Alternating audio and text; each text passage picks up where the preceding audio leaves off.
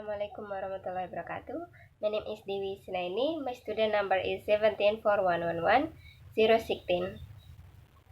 In this video, I will explain you about data collection. What is data collection? Data collection is the process by which researchers to collect the information needed to answer the research problem. In data collection, have some method. First, sampling strategy.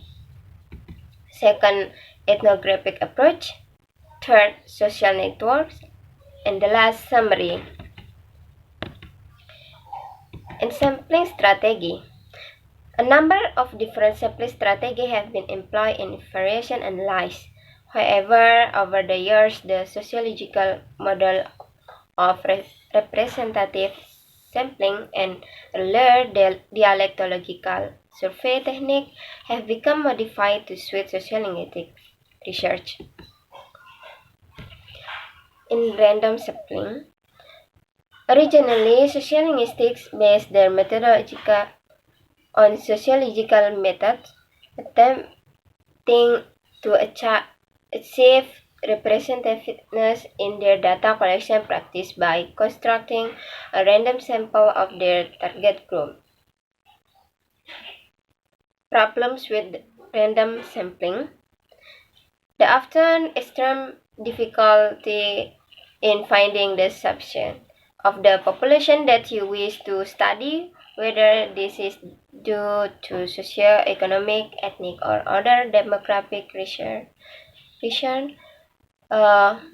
It was discovered that even so-called random sampling used in sociolinguistic survey was not random in the strict sociological sense anyway. Ongoing work in sociolinguistics found that relatively small sample too small to be technical representative were sufficient to account for language variation in large city. And stratified random sampling. Stratified random sampling modifies the random sampling methodology along lines more amenable to the data required for variation analysis.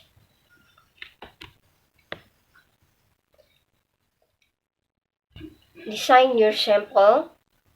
You must look how will you process, how will you find these speakers, how will you go about finding the sample, and the last, what is the sociolinguistics issue under investigation.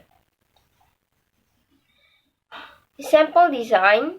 Depending on the sociolinguistics issue, different data is required. Select sample that works.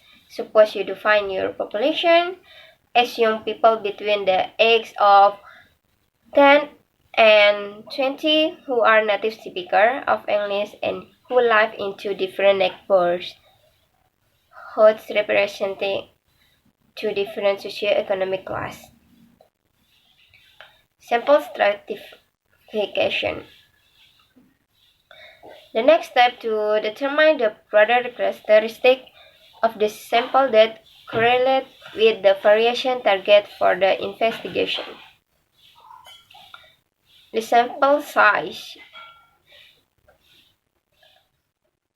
It is better to design your sample to be smaller and better circumscribed to end up with loads of data but not enough funds to use it.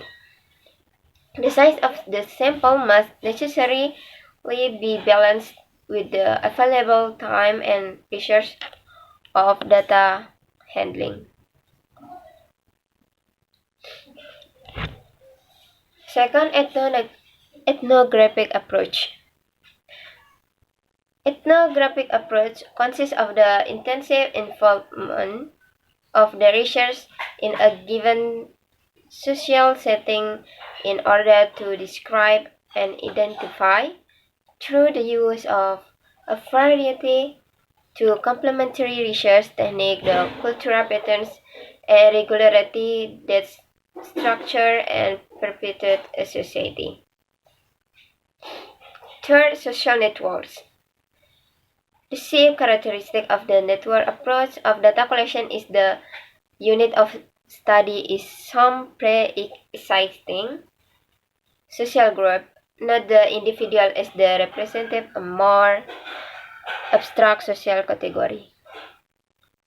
And the last, summary is collection of points from a sample used for research. Here is a checklist for data collection.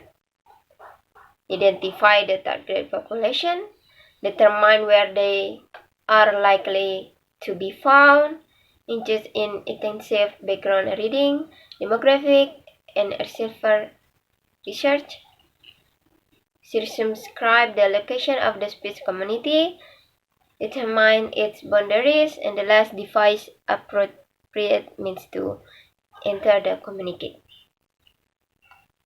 Okay, I think enough for my explanation. Bye. Assalamualaikum warahmatullahi wabarakatuh.